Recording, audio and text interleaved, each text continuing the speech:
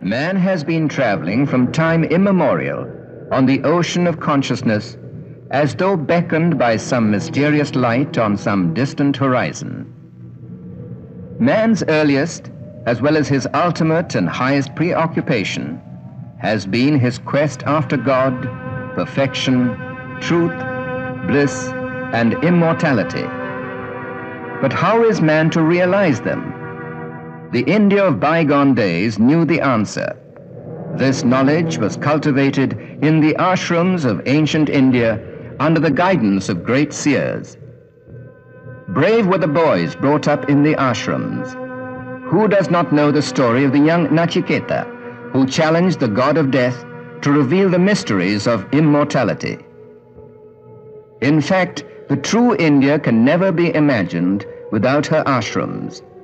Even the country is believed to have derived her name, Bharat, from Bharat, the legendary prince brought up in the ashram.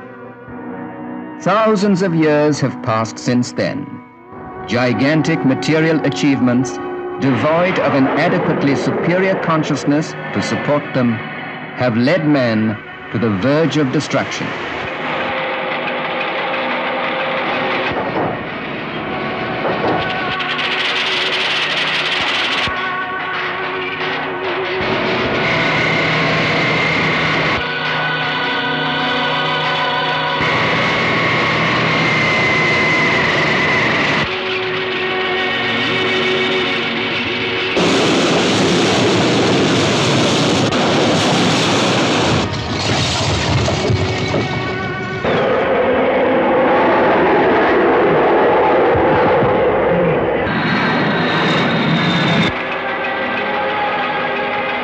But this must not be, proclaimed Sri Aurobindo.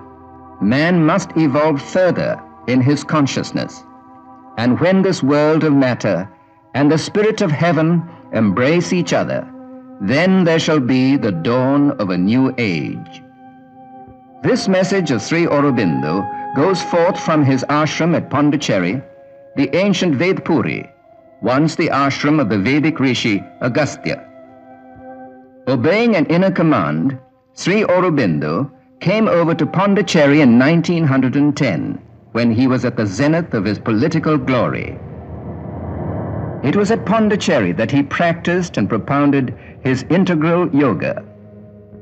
Yoga, as we know, is the process of the union with the divine. And the aim of Sri Aurobindo's integral yoga is not merely to rise out of the ordinary ignorant world consciousness into the divine consciousness, but to bring the supramental power of that divine consciousness down into the ignorance of mind, life, and body, to transform them, to manifest the divine here and create a divine life in matter. It was from 1920, the year the spiritual collaborator of Sri Aurobindo, the mother, who came over to Pondicherry permanently, that the ashram began to take shape and grow rapidly. The mother said, "Let us work as we pray, for indeed, work is the body's best prayer to the divine."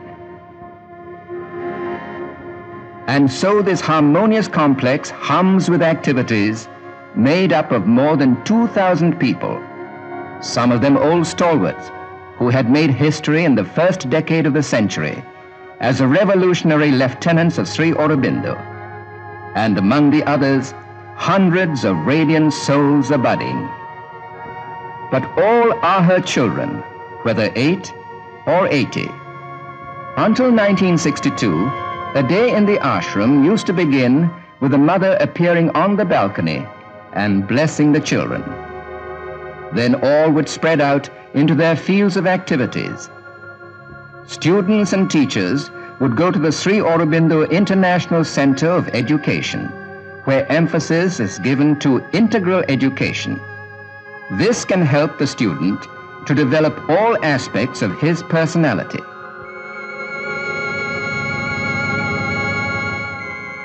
The body being the basis of our being, special emphasis is given to physical culture.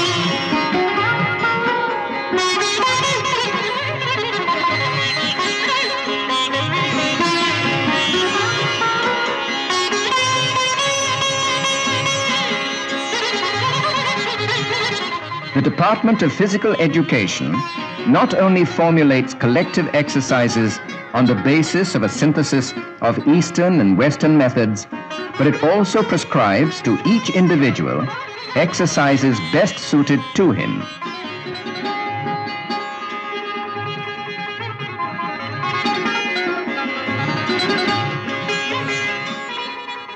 But since the real purpose of education is to bring true enlightenment, all work can become education when done with a proper attitude, the attitude of serving the divine through work.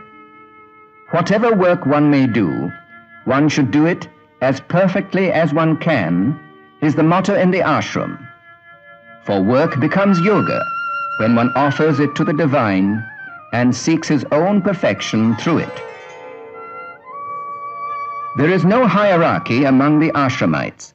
All are sadhaks, and each one looks for his or her guidance to the mother, who, during more than 50 years of her guiding the ashram, has been herself the most radiant example of tireless work.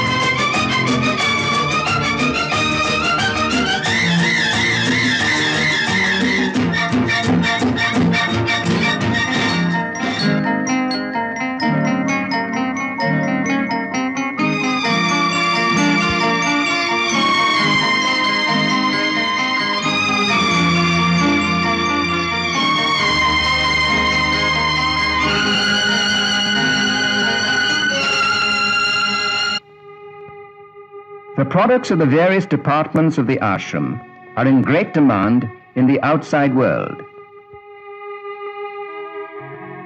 Here, in an exhibition of such products in Bombay, the visitors appreciate their artistic quality.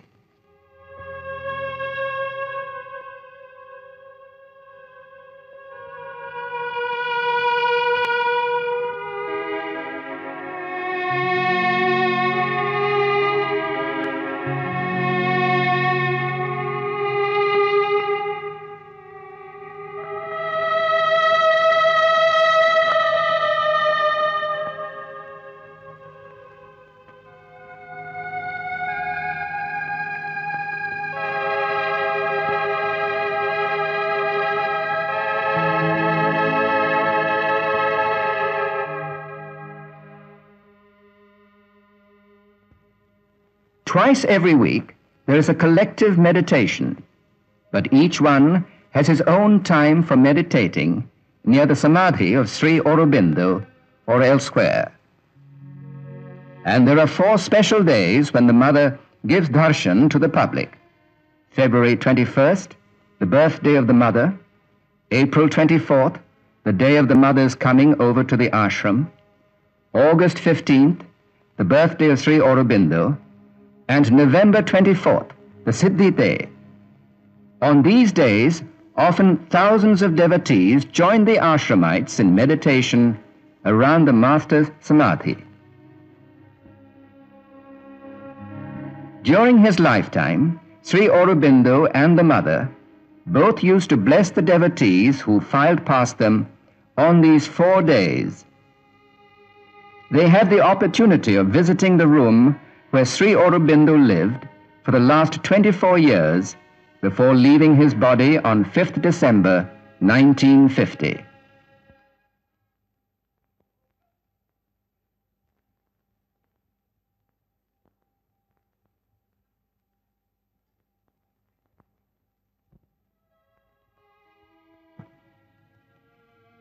we see the mother appearing on the balcony of her room on a darshan day.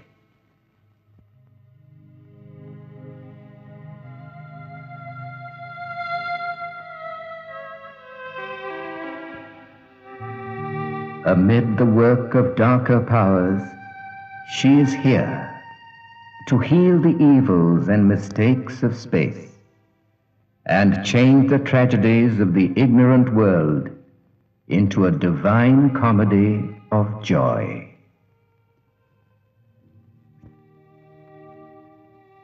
I am peace that steals into man's war-torn breast. I am charity with the kindly hands that bless. I am silence mid the noisy tramp of life. I am knowledge pouring on her cosmic map. The Darshan Day concludes with the march past and meditation day in the playground, where, before the fresco of India, the mother used to sit. The Sri Aurobindo Ashram works for the lofty future of man, works for the dawn of a new age, when a spiritually awakened India will enlighten the world about the true destiny of man. The sadhaks in the ashram are expected to contribute to the advent of such an age, not only through developing the right consciousness, but also through developing a body plastic enough to hold a greater consciousness. The message of Sri Aurobindo is for the entire human race, going beyond all religions or racial boundaries. His ashram has people from every part of the world. They do their sadhana through surrender to the divine, as aspiration towards truth and a constant effort at rejecting all falsehood.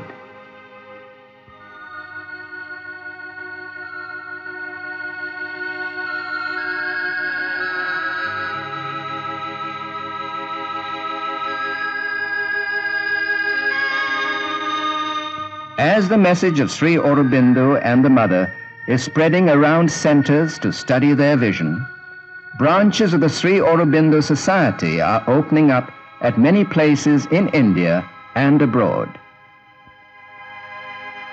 We see the rousing reception given to the relics of Sri Aurobindo when they were taken to be enshrined at 2 such centers in Orissa.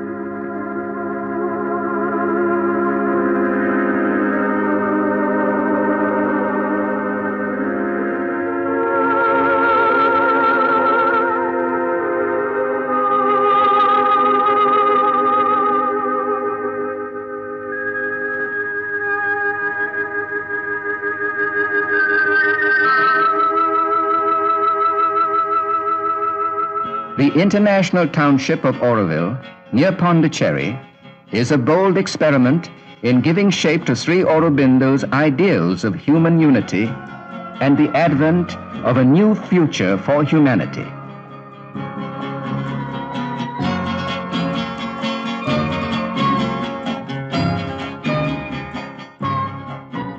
There should be somewhere on earth a place where human beings of goodwill, sincere in their aspirations, could live freely as citizens of the world, obeying one single authority, that of the supreme truth. The Sri Aurobindo Ashram is a step towards that ideal, maybe still an infant step.